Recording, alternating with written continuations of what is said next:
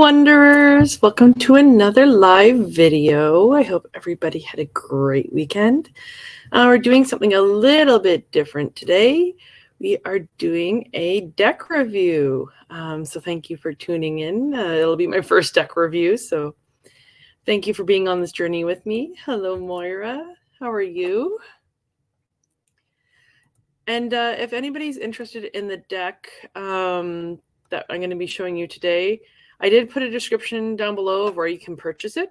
As Gerald says, please purchase responsibly. I definitely got the deck because it's more of a pretty deck than a usable deck, but I'll discuss that as we go through. You'll see kind of why. But my plan is I'm going to kind of show you. I got you can just buy the deck and then you can buy the box set. So I bought the box set when I got mine, and I'll show you what comes with that box set, and I'll go through all of that and the differences between the two, and then you can make the decision based off of that, what you'd prefer. Hi, Randy. Thank you for being here. All right. So the name of the deck is the Fablemaker'S Animated Tarot Deck. I ended up getting it because a friend actually ordered it, and I got to see the cards in person. And that's what convinced me to get the deck, was seeing these cards in person. The box set, so it's fairly big. So this is the box set. So this is the full, extra over-the-top version. So it comes almost in like so you can have it on your bookshelf. It looks very pretty, as you can see. Nice. There's kind of silver gilding on the box. And so it comes with the box that the deck comes in, as well as an additional extra book. And so I'm going to go through that extra book with everybody as well. The box just has the deck and a smaller booklet in it, and I'll show you that first. And then I'll go through this extra book in more detail. Randy just said, I'm not a reader, although I have a few decks. Yeah, I'm starting to get, or trying to get better at it.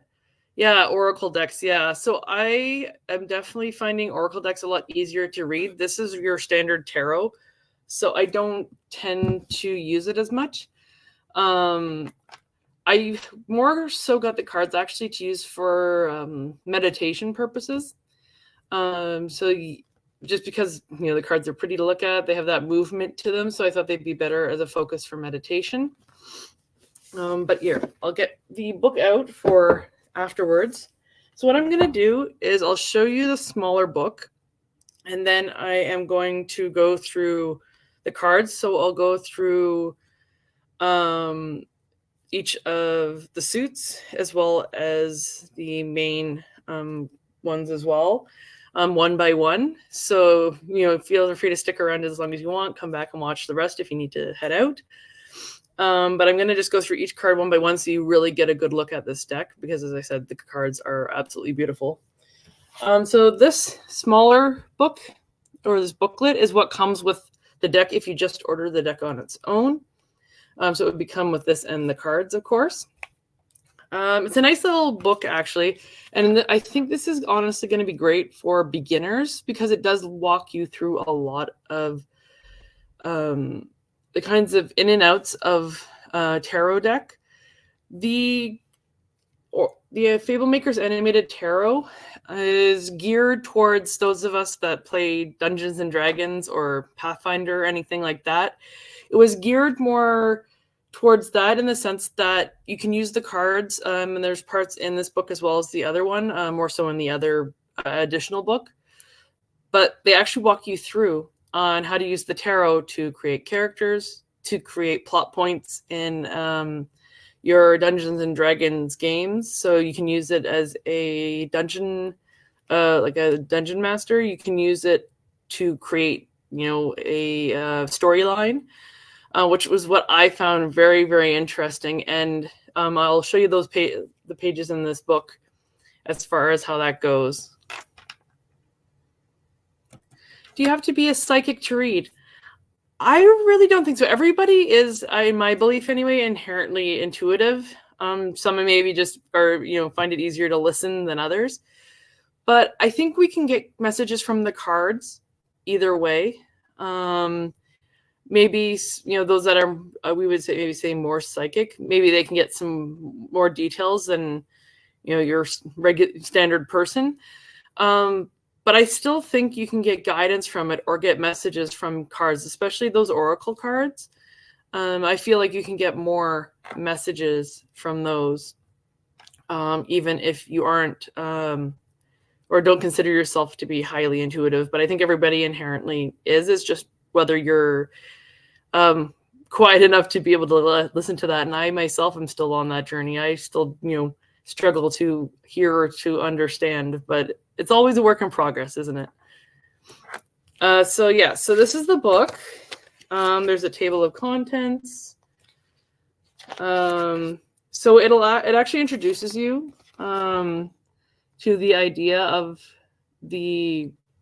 how they came up with the idea for the Fablemaker'S tarot.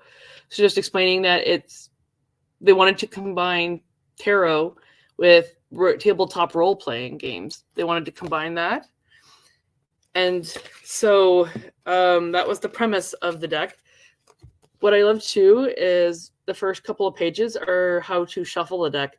So you'll see when I show you the cards, this deck is a very thick deck. It's very, you know, it's not the easiest thing to shuffle. So they kind of have a walkthrough on how to shuffle the deck. And that reason is because the cards are lenticular. They have to be thick to have that lenticular ability on the cards. And then they also walk you through some tarot basics, which I absolutely love as well. So different glossary terms. So just what divination means, what the Fool's Journey is, the major and minor arcana. So there's just a glossary guide there for you as well.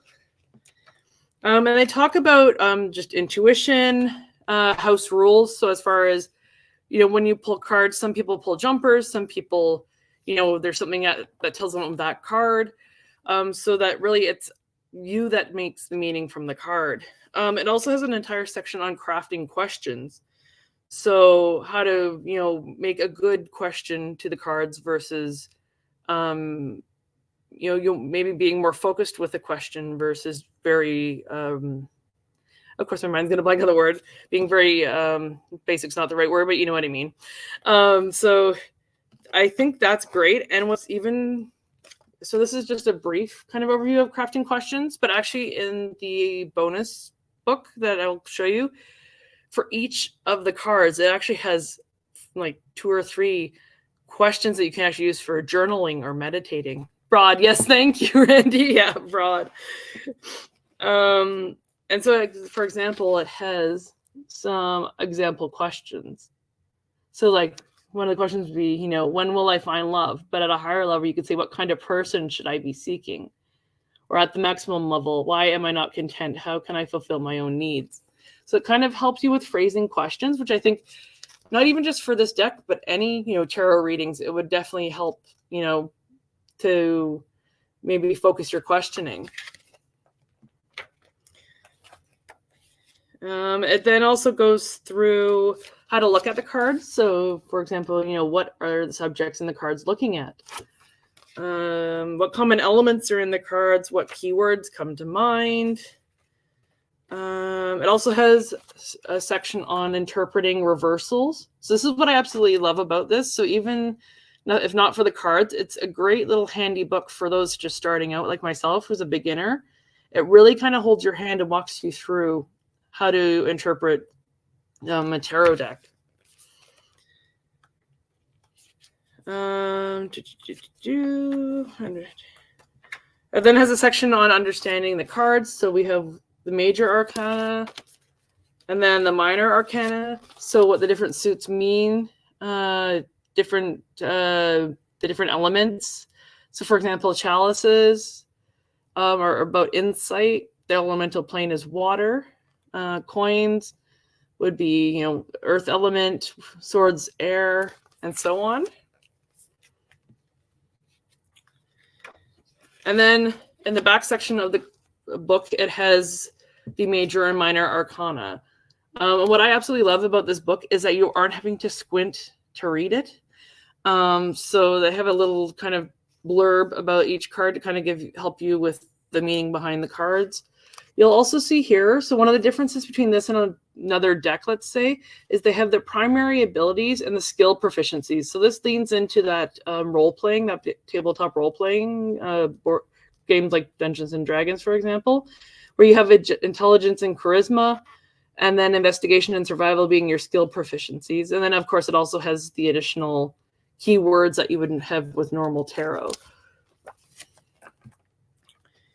And so it has each of the major arcana, and then as far as the minor arcana, so you have like each of the major ones has a full page. The minor, they simplified it a bit, and they just have each listed with the upright and the reversed. And as the other book, the additional book, goes into a lot more detail with each of the cards. So these ones where they're listed one by one versus the other book has them each individual and a much bigger picture of each card. But yeah, so that's the booklet that comes with the deck. Does everybody want me to show you the deck first or go through the other bonus book? If you want to let me know. I know, right? Like we shouldn't have to take out a little magnifying glass to read what the card meanings are, right? We shouldn't have to like take out the bifocals. So yeah, if you want to maybe let me know whether you prefer me to go into the additional the deck. Okay, perfect. Mary votes the deck. So we'll go do the deck first, and then I'll do the extra book at the end. So we'll start with the major arcana. I'll go through each card. If there's one that you want to see again, or if you don't, if I don't hold it up long enough and you want me to look back at it, if you have any questions or comments about the cards, just let me know. But we're going to go on this little journey together and review this deck. So the first card, of course, is the Fool. So we see the Fool on the edge of the cliff there, looking forward to his journey. He has his little dog with him. And you can see, so this is why they call it the animated tarot deck. So you can see there's that, what they call lenticular with the cards. So you can see the cape moving in the wind, and then that wind kind of blowing behind him. He's ready to go on that adventure.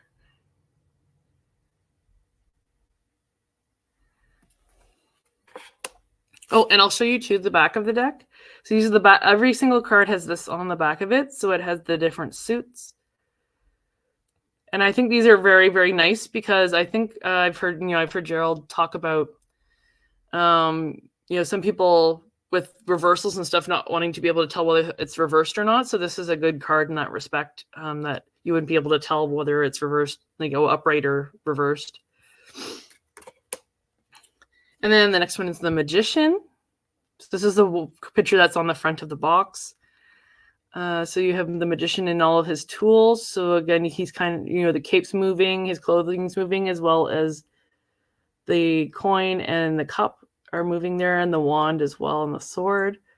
They have that little bit of movement to them.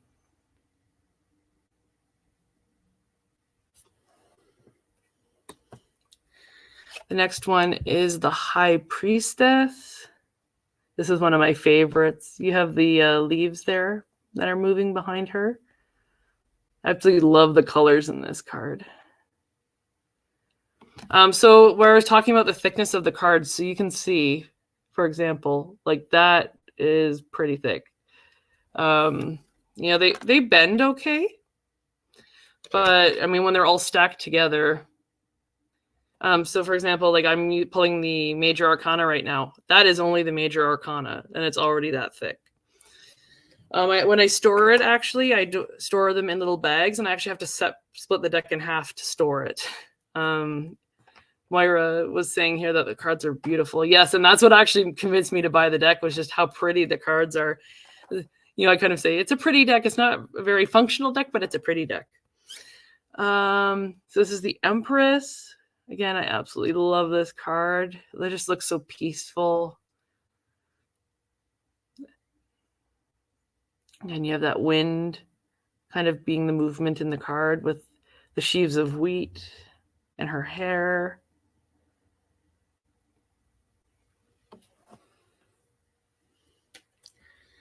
The Emperor on his throne, with that sun moving behind him.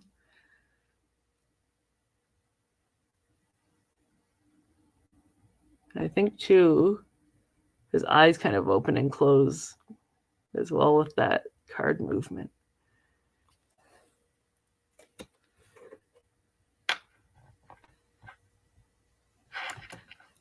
Yeah, Moira, it's the same deck. I just hadn't had a chance to show everybody, all the way through it, so I thought I would take the opportunity. But yes, it's the same deck I've shown sometimes in the past. Right, Randy? Yeah, exactly. He would need bigger hands. So yeah, I'm still kind of learning how to work with it because I tend to shuffle jumpers, so it's just learning a new way to pull cards other than waiting for a card to jump out. Because when I try and just shuffle for a jumper, all the cards slip because of that lenticular. I don't know how well you'd be able to hear it, but they're very slippery cards. So I can't just rely on jumpers in the case of this deck.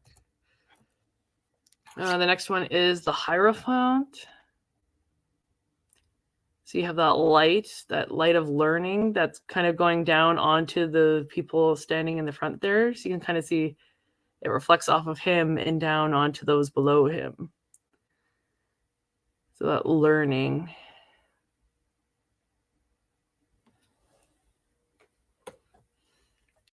The Lovers. I actually love this Lovers card. Just where you have like the apples in the one tree and then the flames in the other. And yeah, they're naked, but it's done, in a respectful way, which I kind of appreciate too. And it too, where the vines were kind of focusing on their hands clasped together, like there. The Chariot. So you have those sphinxes moving, and that cape billowing behind him as he's moving forward.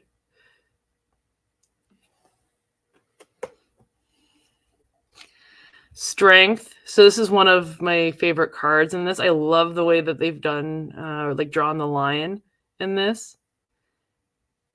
But yeah, this is one of my favorite cards in the deck. The other one is the Moon, which you'll see in a moment. It's one of my other favorite cards in the deck, but this is one of my favorites. Kind of reminds me of, Aslan from Chronicles of Narnia.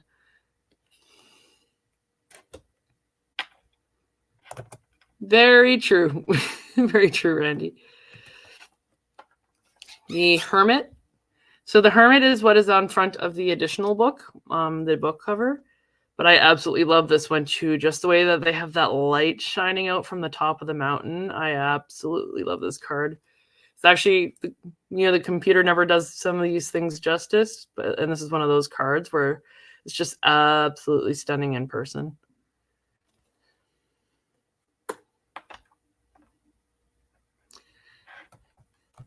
Yeah, Randy, it's one of my favorite movie series.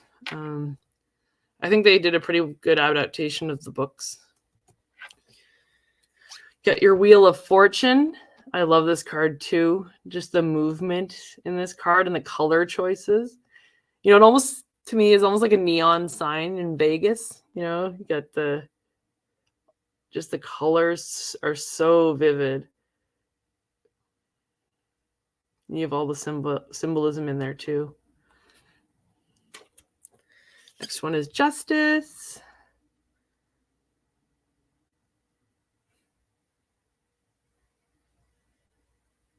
Again, another beautiful card with that little bit of a reflection on the floor.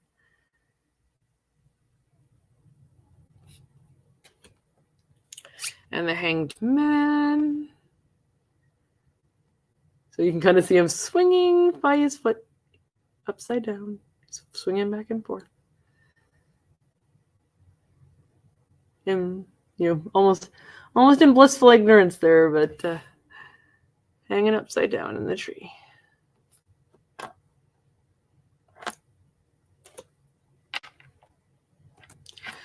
So how am I using this deck at this point if it's hard to shuffle? It's actually one I tend not to go to. One, just because I'm not as familiar with regular tarot, so I tend to use my oracle decks regularly. When I initially bought the deck, it was just for the looks. I'd like to be able to learn how to use it, but I do have another tarot deck I tend to use more than this one. I haven't really taken the chance to connect with the deck, other than really enjoying flipping through and looking at the cards, looking at the images. But yeah, I've taken some people's ideas, and so what I really need to do is honestly set aside some time. Just tried a couple different methods of shuffling and see what works best for me. Along with learning the cards, learning what they mean, getting in touch with that part of it. But yeah, I would say the hardness of shuffling has kind of turned me off just using the deck. But I think I just need to, figure it out, kind of like every person's individual. We don't all learn the same. Not every deck shuffles the same. So it's just going to teach me how to be a bit more adaptable, that it's not necessarily going to come easy. This is the Death card. I absolutely love the imagery in this one. I think they did a really good job. You have the flag billowing in the breeze. I think it's a really interesting representation of death on the horse there with the skull. Almost like I almost want to say he should be on like a Harley Davidson or something and on a horse, but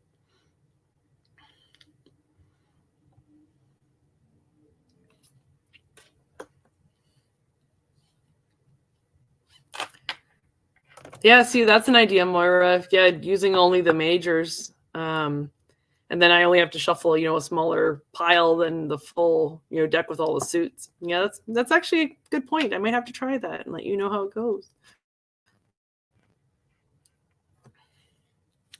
You have Temperance. So you have the water flowing in the movement there. Got the Devil. Again, I love the way that they did the Devil card here. Just the colors and everything. The Tower. So this is another one of my favorite cards because of the way that with the lenticular, the lightning. This is another one of my favorite cards in this deck. Look at this. And I think you have the person falling out the window there too. You can see him falling out the window. See if I can get a better look at it for you there. You can see him just peeking in the window there. And then we have the Star.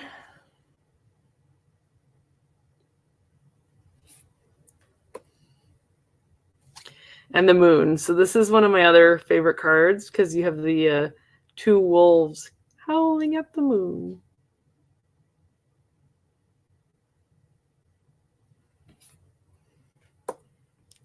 And we have the Sun. And as I kind of joke with a lot of people, no creepy baby. He's just kind of cute. The sunflowers and the sun.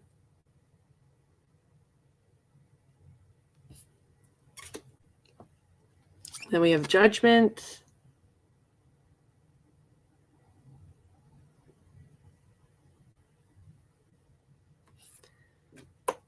And then the World. So that ribbon almost like a helix.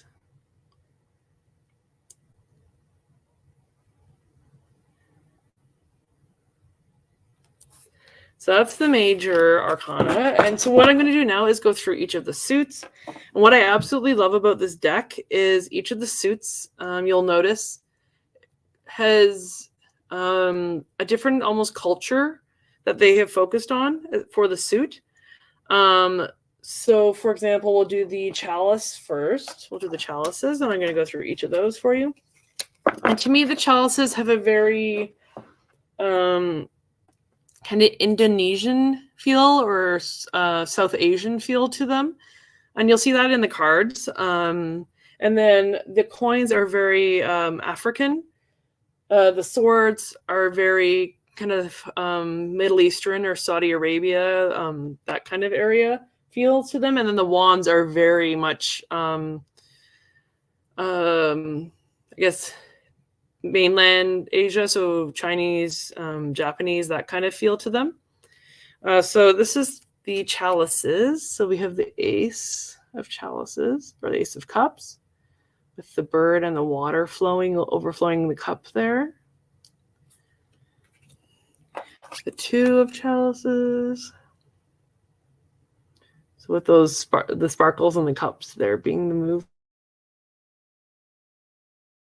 as well as the sun behind. The three of chalices, or the three of cups, with the women there dancing, and that wind blowing. And I absolutely love these cards. Just even the colors are just so vivid. They're so beautiful. Four of chalices. So he's being offered the cup.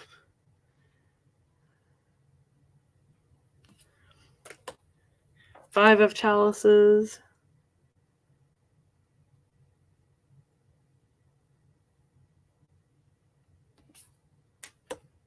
Six of chalices. This is one of my favorite ones, just for the imagery. So the little boy handing the one chalice to the little girl. Little brother, maybe a brother and sister.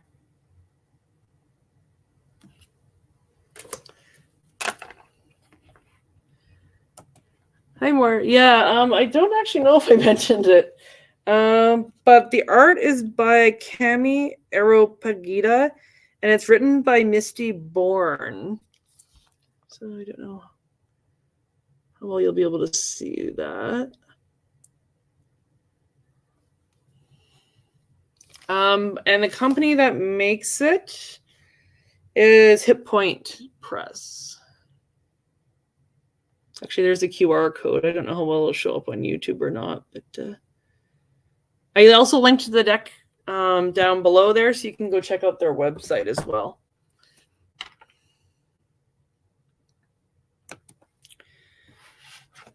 And then we have the seven of chalices. So again, like, you know, the snake's head's moving there. The fish.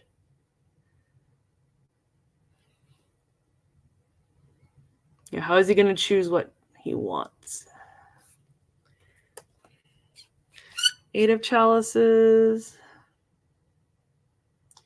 You know, some of them are very subtle. So like this one, it's just the moonlight and the water. That's the movement.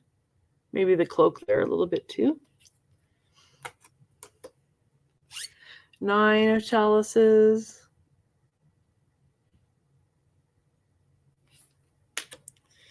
Ten. Little kids dancing there.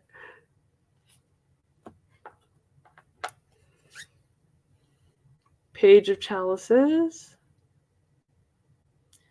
So you have a little fish popping out of the cup. That's kind of fun. Looking at the page of cups there. The other thing I like too is you'll see it in some of the other cards that they have the different skin tones, and they'll actually put different skin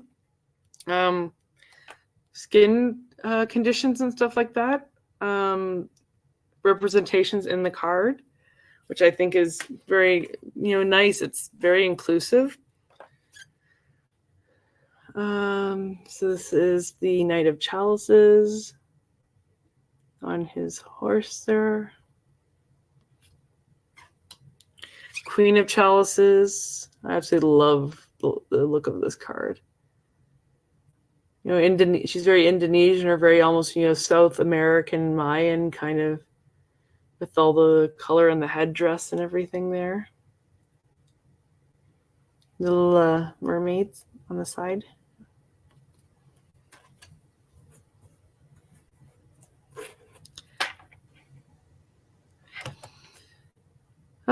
Wondering if I would like the deck as much without the movement. I still feel like I would, to an extent, because I do like the boldness of the illustrations and the style of the illustrations, but the movement does add a, you know, a funness to it, or an extra to it. I probably would have maybe had to think about it a bit more. You know, if there hadn't been the movement to it. I definitely probably wouldn't have spent as much money as I did buying the deck if it didn't have the movement to it. if it had been the same price. But yeah, good question, because yeah, it's something that I would definitely have to think about as far as if I would have purchased it. But looking at the illustrations and the colors and the way that the artwork is done, I feel like it maybe probably would, that I probably would have bought it anyway. But I think the price point would have had to been different. Hope that answers your question. I know I kind of went back and forth on that. I'm a woman. I can't make up my mind. And then this is King of Chalices here. So you can see the boat behind him on the waves there, kind of sitting in the waves. So that's the chalices. So we'll do the coins next.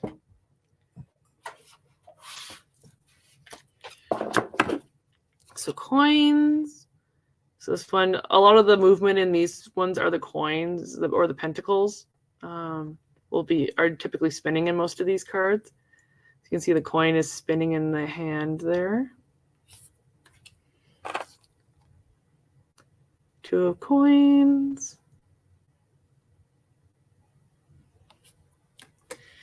3 of coins.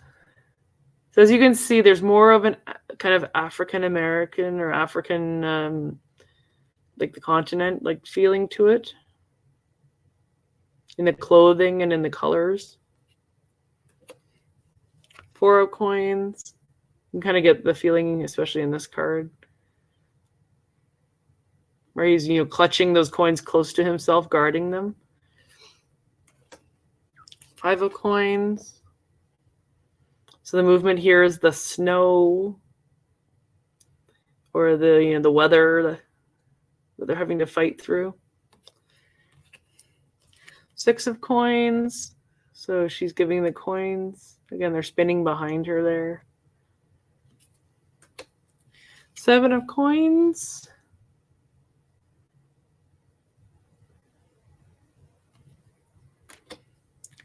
8 of coins. So he's chipping away at the coin there. You can see he's hard at work.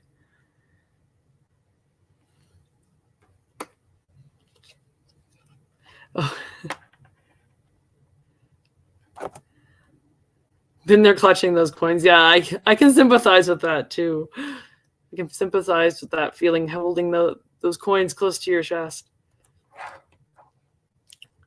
9 of coins.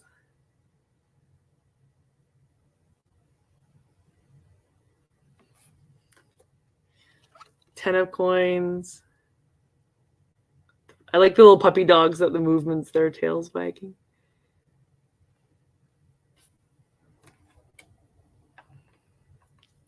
Page of coins.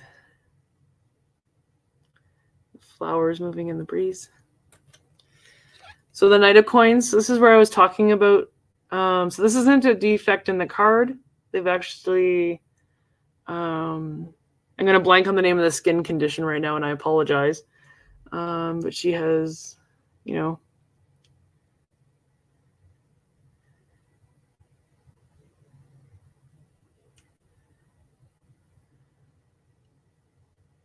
think is it vitiligo? Is that the right word? Is that the right term for that skin condition? I think so. But yeah, so. And, on the other card there that we showed, it looks like she had freckles.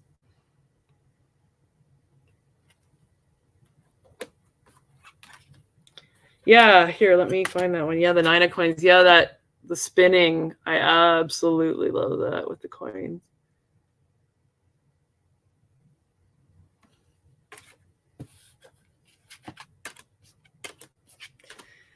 Queen of Coins. I absolutely love this Queen of Pentacles. This Queen of Coins. You can see the bunny rabbit down at the bottom there, hopping in and out of the picture. But I absolutely love her. She looks, looks like a queen there. Confident.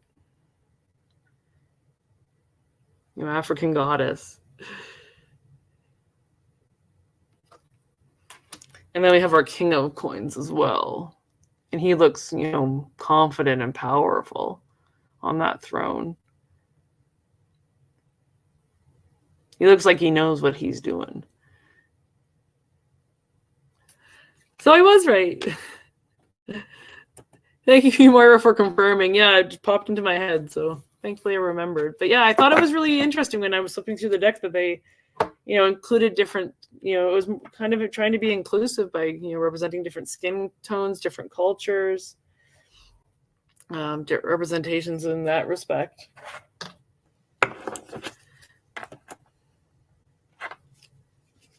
So the next suit is the Ace of Swords. So again, we have the wind moving. That. And for those just tuning in, we're going through the Fablemaker'S animated tarot. We're about halfway through, a little over halfway through their deck. So if you want to go back to the beginning and watch after the video's over, you are welcome to.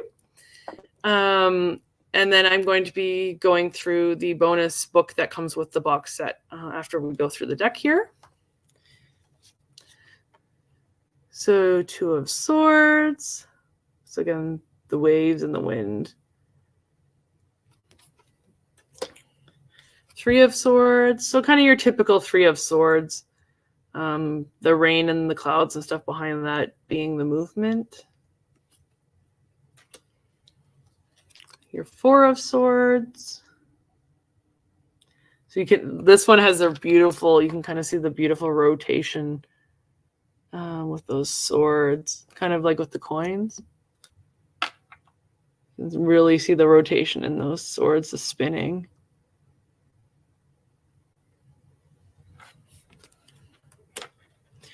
Five of Swords.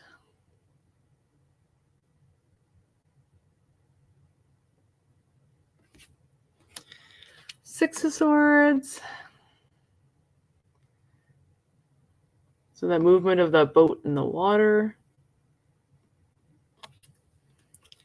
7 of Swords.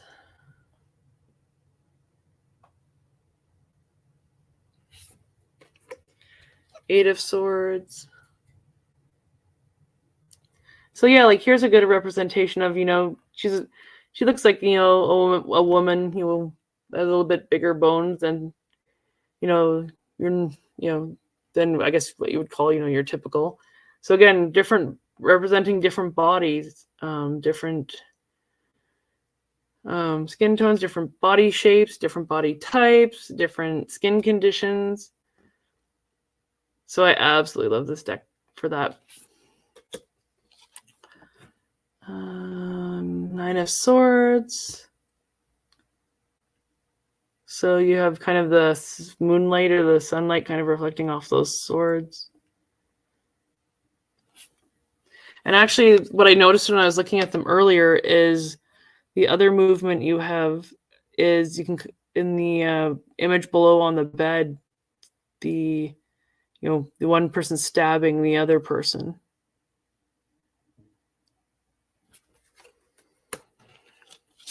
Your 10 of Swords. So again, that light kind of glinting off the swords there being the movement as well as the sun behind, or the moon. Your Ace of Swords. Or Page of Swords, sorry. Knight of Swords.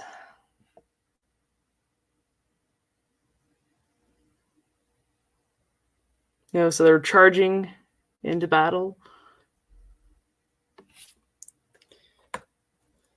And actually, I don't know what you all think, but whether that's a man or a woman but it might be a female knight on that horse.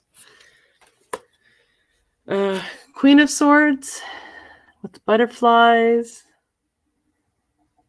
Absolutely love the butterflies in this one. Butterflies in her hair on the throne. And then the King of Swords.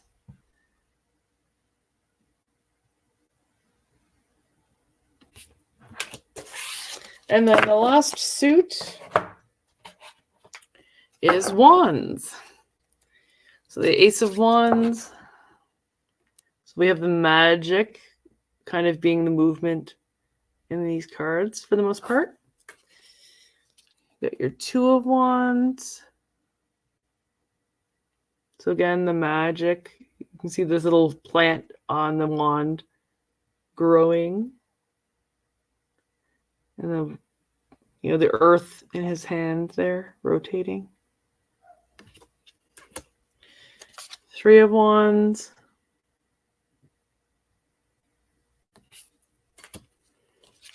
Four of Wands. So you can see where there's much more of a Chinese or Japanese Asian influence or mood to these cards. And there's also a different color, right? So I don't with the chalices it was blue, with the coins it was green, with the swords it was more of a purple, and these are more of a red. So this is the Five of Wands. Six of Wands. Seven of Wands.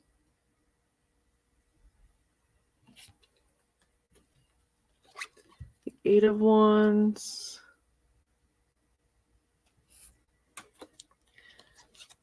Nine of Wands.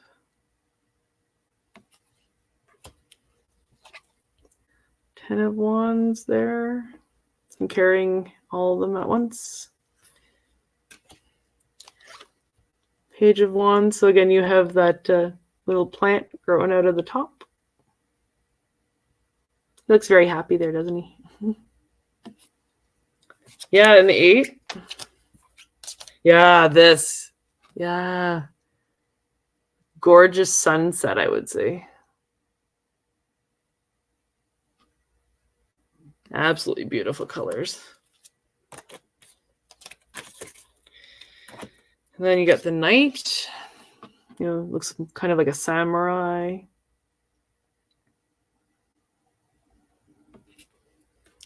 The Queen of Wands, which I absolutely love. She has her little black cat whose tail, twitches back and forth. She's got her sunflower.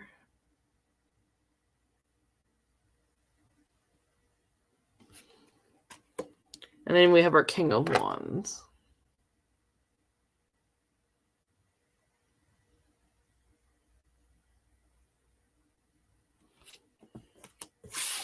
So that's all the cards. So I'm going to just quickly grab a drink here, and then I'm just going to go through the extra book. And if you guys have any other questions about the deck, I didn't make the deck, but I can try and maybe answer some of your questions if you have any questions about it. So this says, the Fablemaker'S animated tarot guidebook bring characters, stories, and worlds to life through tarot. So as I kind of said at the beginning of the video, the premise of this was to integrate tarot into tabletop role-playing games. So I'm actually maybe going to just read the little excerpt here where it says, welcome to the Fablemaker'S Tarot Guidebook. So this is actually written by Misty, who is the author. And it says, welcome to the Fablemaker'S Tarot Guidebook, your guide to combining the wonder of tabletop role-playing games with the meaningful and mesmerizing practice of tarot. Whether you're a hardcore gamer or just curious about tabletop role-playing games, and whether you're an advanced practitioner of tarot or are merely curious, you've come to the right place. As a gamer and a tarot user, I can promise you that uniting these two crafts is both beneficial and beautiful. Story is the common theme that drives us as humans. It's how we learn and how we relate. It gives us hope. It articulates the meaning of our existence. What better way to shape our stories than to merge our fictions with our realities? I may be a mere mortal just like you, but I don't have to be part of a pantheon to know that tabletop role-playing games and tarot are a match made in the heavens. So that's what she wrote. So again, much like the little booklet, it has guide on how to shuffle the deck. So I think the first part of this is kind of same as the booklet. So it has the glossary of terms again, which I absolutely love. Talks about intuition, rules, crafting a question, reading reversals, that kind of thing. But where it differs is, give me a second here.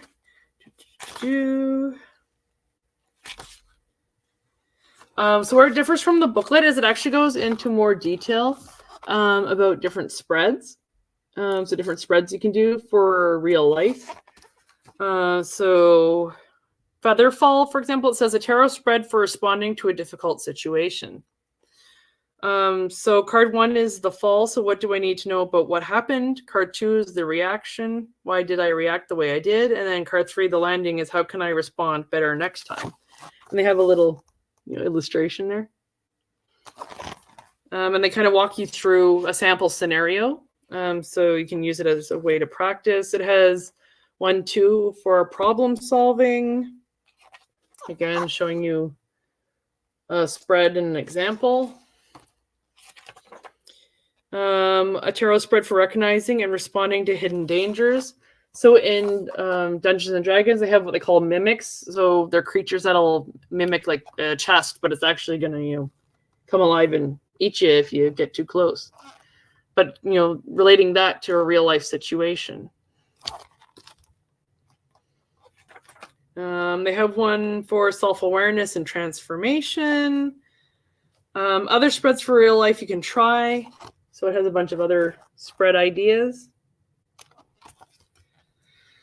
So for example, so it says here, so tarot for players.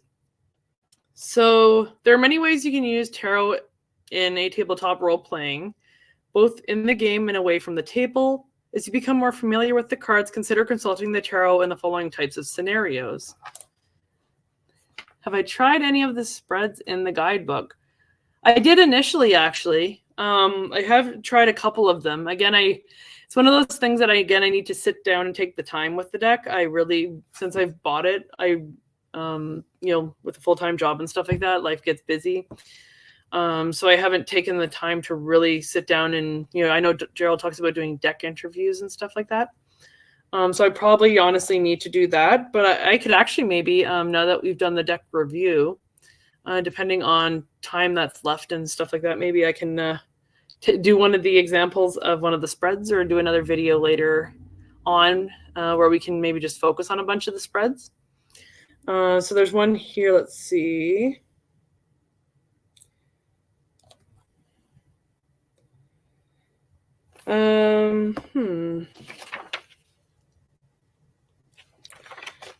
So there's one here for a tarot spread for identifying what is holding you back and breaking free. So if we have some time at the end, maybe I can do a couple of these spreads for you guys. So yeah, I'll finish going through the book here, and then we'll take some time. Maybe because there's not too many of you, I can try a couple of the different spreads for each of you.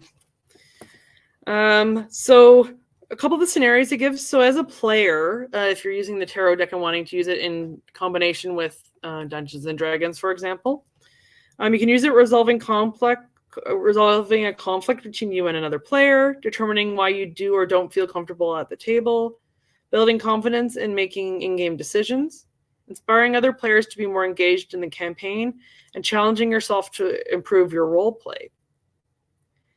And then as a character, you can use it to decide your character might react to a given situation.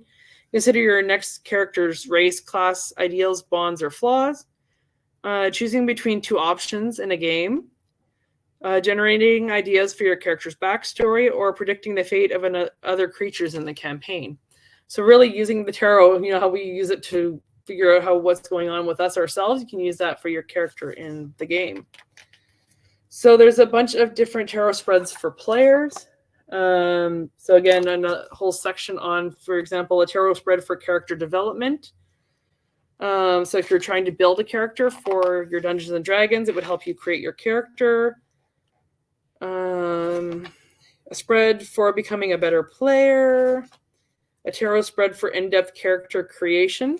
So it has a whole spread that you can do to create your character. So if you're needing help creating a character for a campaign, you can do that you can pull some cards from a deck and create a character. And then they also have the different class features. So if you're creating a character, so if you have a barbarian, for example, you can use the cards to create a character, or a bard, again, pulling cards and creating a character based off of that. And then as well, they have tarot for the game masters. So to help create a storyline or a plot, you can use the cards for that. Yeah, that's the part that really got me interested in the deck, was the whole integrating it into the Dungeons and Dragons. Hi, Karen. Thanks for tuning in. And then you can also use it for doing your ability scores. So again, with Dungeons and Dragons, where you have your ability scores, you can pull different cards to get your different proficiencies. For example, what are they saying here? So a sample scenario, you're created a shopkeeper, a male. So as a card of travel, the Eight of Wands as Gale's strength would be a callback to his subterranean existence prior to coming to the surface. So taking the card meanings and kind of attributing them to the different ability scores. So that's kind of cool. So again, this is the game for the game masters, but having a spread for different plot points or plot hooks. Tarot spread for conflict resolution. A tarot spread for shaping your campaign to fit your players. So again, just using the different tarot cards to create your story. And then it goes into a whole bunch more detail. I'm not going to go through all of it. But let me get to, there's a part in here I wanted to go over. Yeah, here. So as part of the book, they actually created a character that you can play or use in a campaign, which is Nova, the Fate Breaker. So it's a character that actually uses the tarot and is based on that.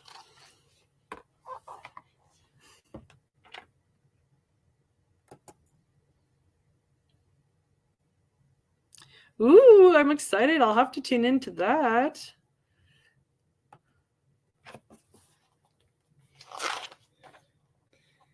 So it goes into a bunch of detail about the character and how you can integrate the deck with the character.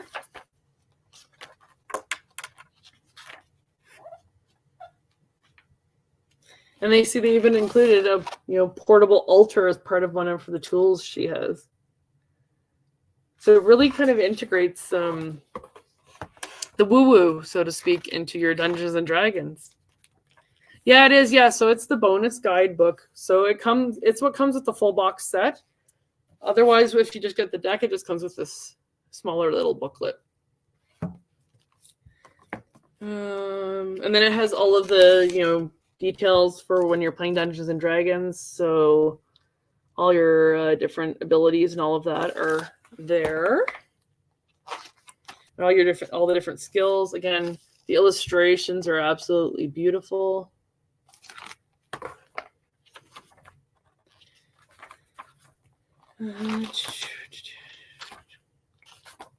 But what I wanted to get to was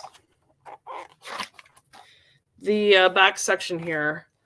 So again, there's the major and minor arcana. But unlike the other smaller book I think I showed you, I'll do a comparison here. And I just dropped the book. So doing a comparison here. So we have, for example, in the little book that comes with the deck, this is the page for the Fool. But in the additional guidebook, you have a full page illustration of the card. And then you still have the same information. So primary abilities, skills, proficiencies, the same little blurb.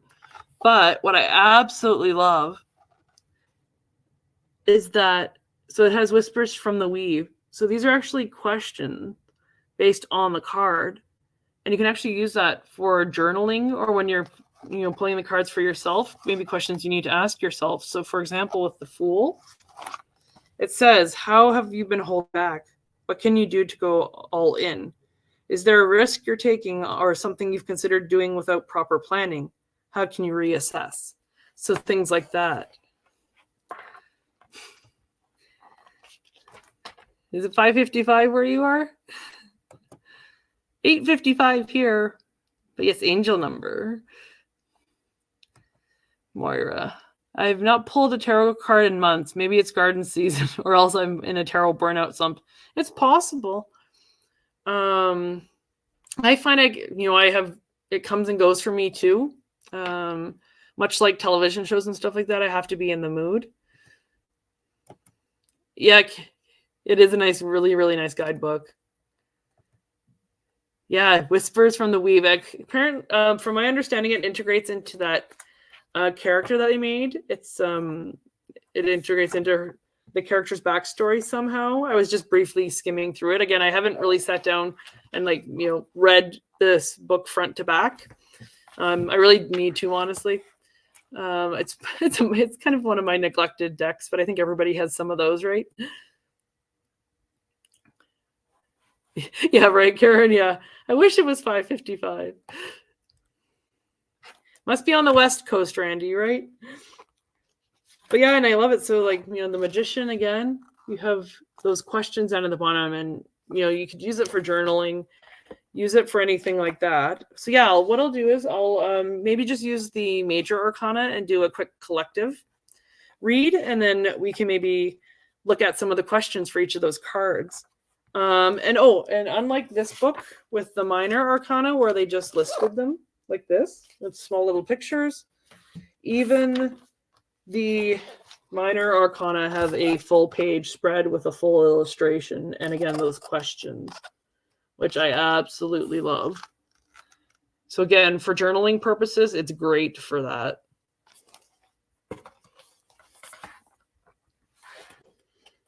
And at the back of the book, at the back of this additional guidebook, it actually has a bunch of pages, a bunch of blank pages for observations. So you can actually make notes if you really wanted to. Yes, exactly, Moira. Yeah. Yep, that was my hope. Exactly. That doing a good walkthrough like this will help me connect with it. Because there's even, I've had it for a while, but there's even things that just today I've just noticed, in the images that I didn't notice before. What did Karen say here? I'm feeling guilty over neglecting my James Ede deck. It's just so different. I need to dedicate time to learning it. And I think that's part of this deck too, is it's just so different compared to the other decks I have. My other decks I would say are fairly easy. And this one, yeah, it's just going to take more time. So yeah, here, let me pull. As I said, I'm just going to use the major arcana here just because it is such a big deck. So this is, for example, just the major arcana. So yeah, let me do a quick shuffle here. Can we have a message for the collective, those present, those that will watch in the future? Thanks again, everybody, for tuning in tonight.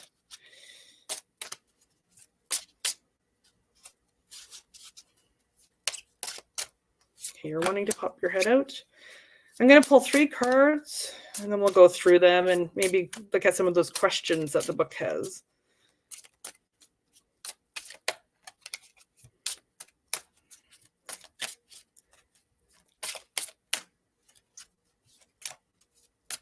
I hope everybody's had a good night and a good weekend.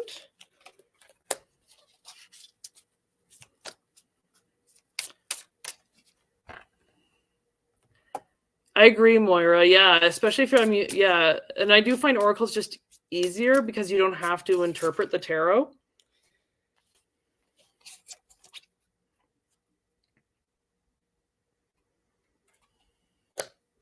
All right, we're going to do 4 because that one was screaming at me. But yeah, so yeah, it definitely is. I was a bit naive when I did buy the deck because I said it was pretty and that's why I bought it. So don't necessarily buy a deck just because it's pretty. That's, I guess, my warning to you all. But no, I'm going to take the time with it at some point. And yeah, exactly. Get to know it, interview it, figure out how it likes to be shuffled, and go from there. All right. So what cards did we get for the collective here?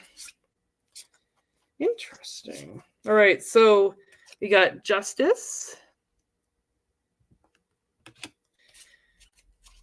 Temperance, which I think are both, about flow, about balance. Then we also have the Star and the Sun. It's again about flow, right?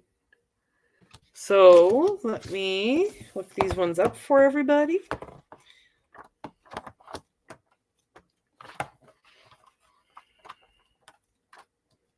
So Justice.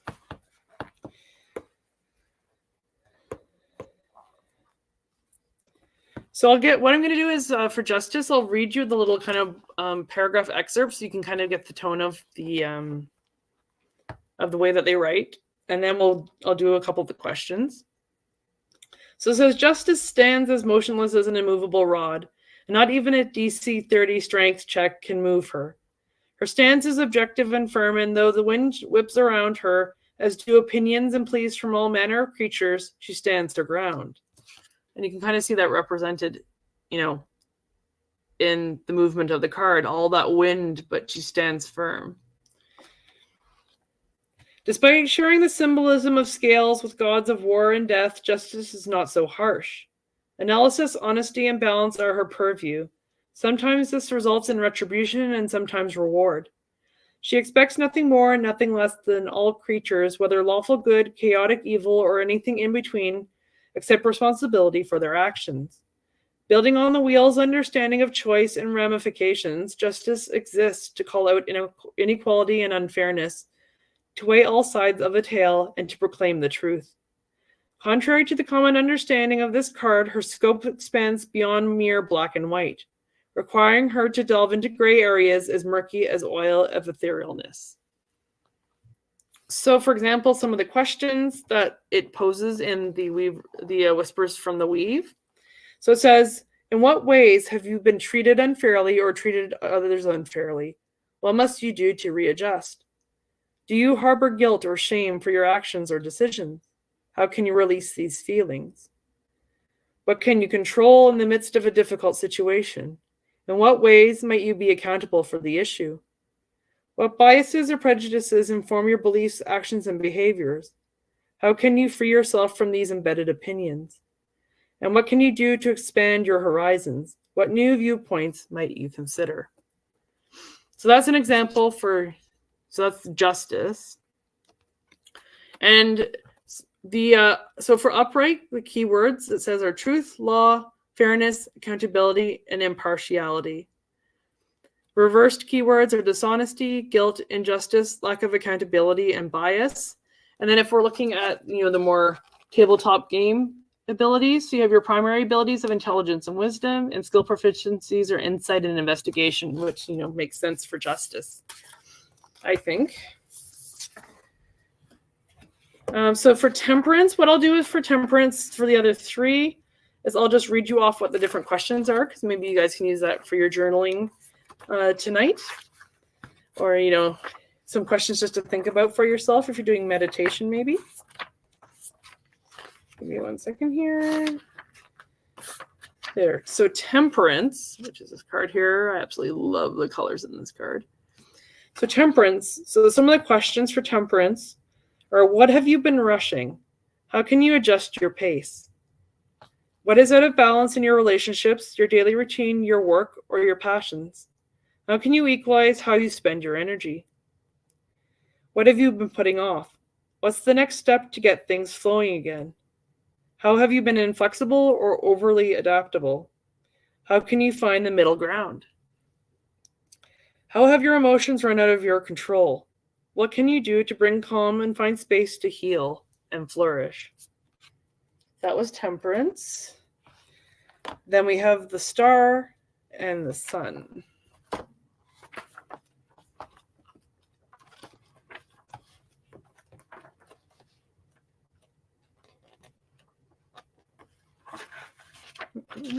So for the star, the questions we have for the star, so this card again, I'll just show you. It says, for what have you been longing? How can you increase your faith that it will happen? So manifesting. What inspires you?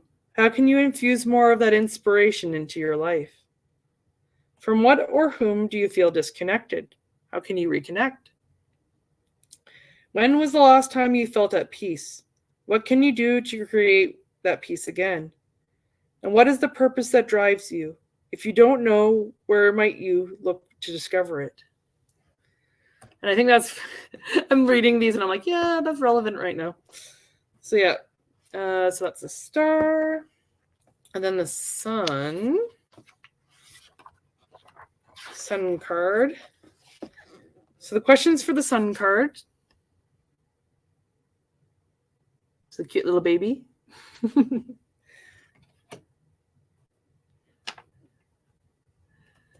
Right? Yeah, right, Mark? The guidebook seems so good. Yeah, and I think that even is what kind of sold me on the deck as well, was this guidebook, because it really does, especially for beginners, it walks you through how to shuffle, all the meanings behind the different suits and all the different cards, how to phrase questions for readings. So I'm not sure, I can't remember if they just sell the guidebook. I think they even offer it as a PDF version versus a hard copy. So you might be able to just get the guidebook. But I think it's even useful, even if you don't have this deck, with any standard tarot deck, it would be a great tool to have. You sure do, yeah. Yeah, I know. Yeah, because Randy was saying here, journaling, not so much. Yeah, I struggle with journaling too. But I mean, these questions, for example, are great prompts where, you know, where you're not having to just sit there and, okay, what do I write about? You can look at these questions and maybe it'll get, you know, your thoughts or the ball rolling to help. So for the sun, the questions it brings up are, what is the bright side of a seemingly dark situation in your life? When was the last time you connected with nature? Where can you commit to doing it again? How can you cultivate more joy in your life? What can help you achieve this? What recent accomplishments have you achieved? How can you celebrate yourself? And in what situation have you approached with naivety? How can you ground your perspective in reality? So I think all four of those cards are honestly talking about balance. And I know that's a big thing right now. You know, finding that balance between work and, you know, home life, or, you know, burnout, and, you know, keeping yourself, you know, going, or finding that motivation, finding that love of what you want to do. So I think those cards really do cover what's kind of being felt in the collective right now. Right, Karen? Yeah. So that's the guidebook, and that's the kind of additional book that comes with that box set. So again, it comes in a big box like this. I just keep the box because it looks pretty. I tend to actually throw away most of my boxes just because I don't like storing them. But this one I kept because when you put the book in with it, it looks nice on a shelf. You have that, you know, that silver foiling on the edge there, so it just looks very nice. So I have that on my shelf with my other tarot decks.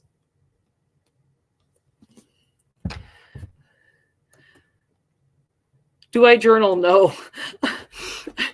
As everybody else has said, I struggle. It's been brought up a couple of times that it's something I should probably do. I do like to write. Journaling to me, though, feels like homework. So it's trying to make it not homework is what I end up, I think I need to end up doing, is just making it in some way fun. And maybe this deck is the key to that. You know, maybe I need to start, you know, pulling a card every night and looking at the questions and journaling those questions. Might be the way to use the deck and get to know it. So that's actually a good question, because you now have my brain going. So thanks for the question, Moira. So that's the Fablemaker'S animated tarot. Does anybody have any other questions about the deck?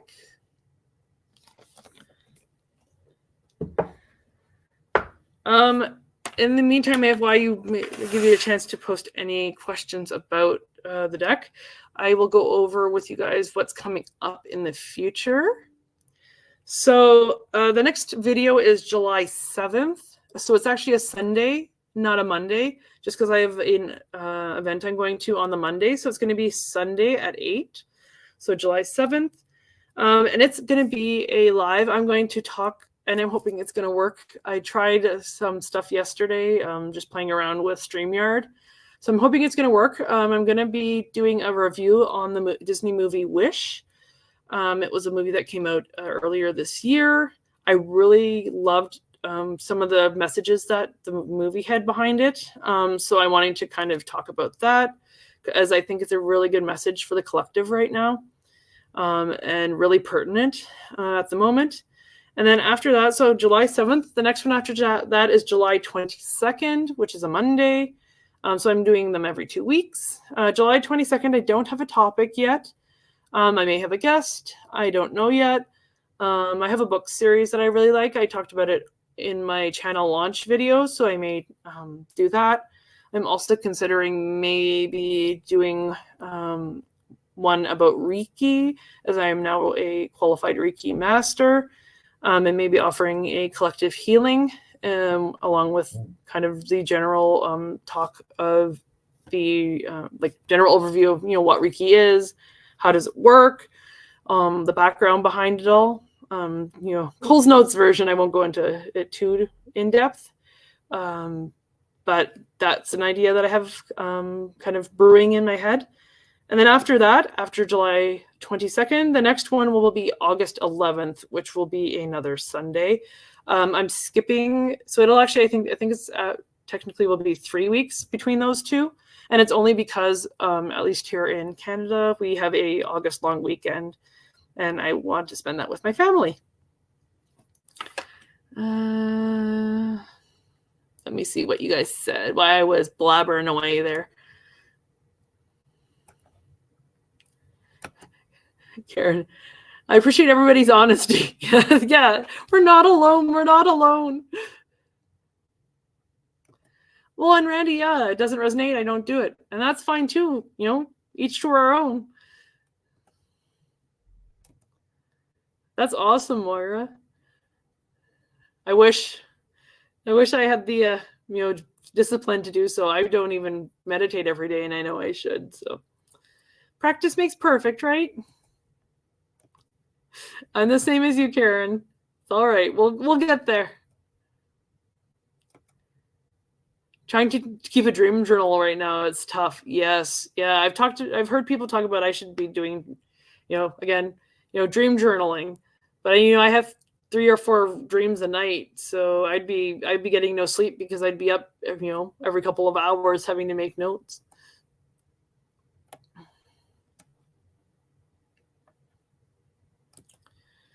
Moira, currently I journal about my garden. I measure the height of my tomatoes weekly.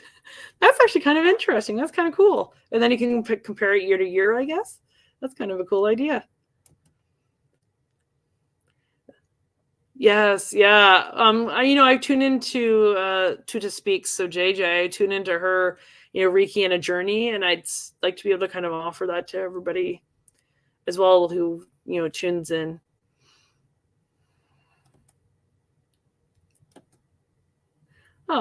You want more me? Thanks. Thanks, Moira.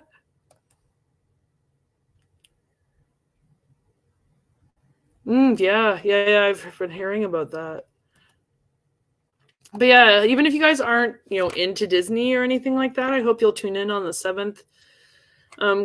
Because it said, yeah, it's a Disney movie, but the message is kind of universal. I'll get into more detail, of course, in the video itself. I tested to see if Disney Plus will work along with StreamYard if I share my screen. It seems like it will. So it'll be trial and error. Otherwise, I do have my iPad that I'm hoping I can kind of, hold up and use that way if we have to. My only concern is maybe being, dinged afterwards as far as, copywriting because of the music or something like that. But I mean, trial and error, we'll see how it goes.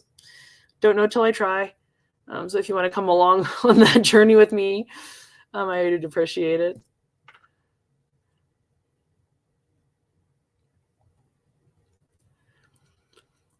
Yeah, see, and Randy, like my mom, for example, I talk to her and she doesn't dream, and I find that actually odd. Yeah, so yeah, 3 or 4 dreams a night, yeah, because I'll wake up in between them, and most of them are typically what I guess they call vivid dreams, so I tend to be able to control what's happening in them, as well. They aren't just ones where I have to follow along. I'm usually pretty aware that I am dreaming when I'm in the dream. So yeah, it's always been something that I've been able to, do or have had happen to me.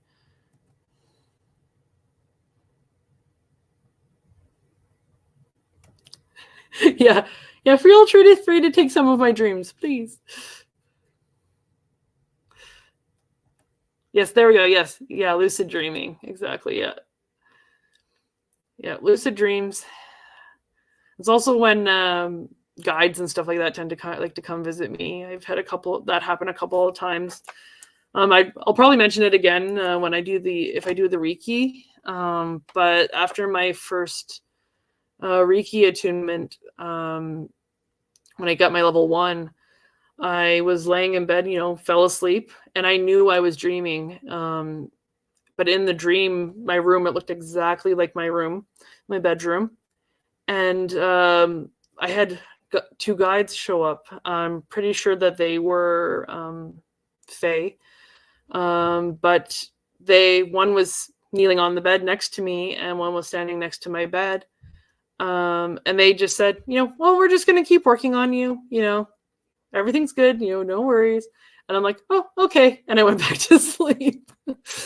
Yeah, it was funny. But I was very aware I was dreaming, but yeah, it was good. It was an interesting experience. I hadn't had one like that in a while. Oh, thanks, Karen. Yeah, I actually only got back yesterday. I was away for a week on vacation. I was actually out in Nova Scotia, so on the East Coast for a friend's wedding. That was on Saturday.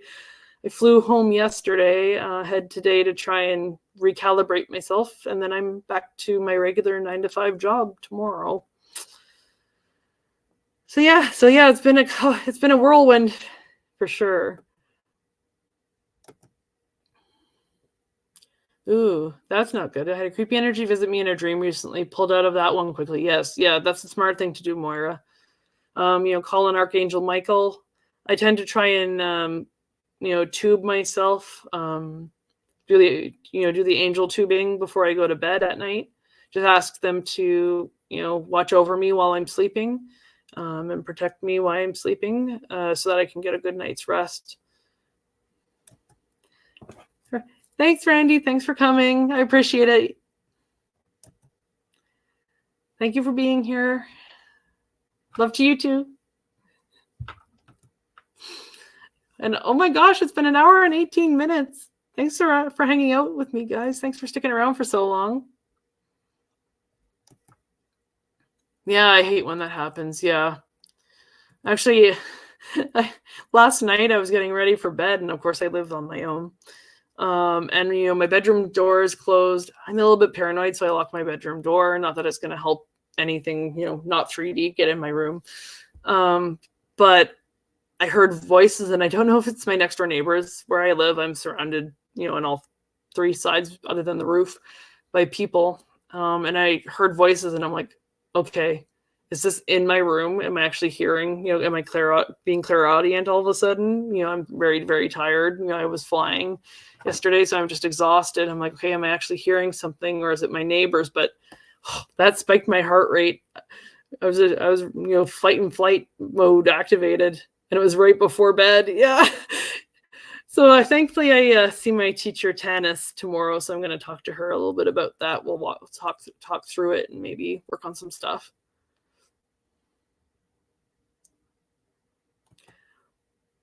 Well, yes, exactly. Yeah. And especially where I'm just kind of getting back into it. I ignored it for a long time, I think, because of, the fear that kind of activates. So yeah, that was a big piece for me.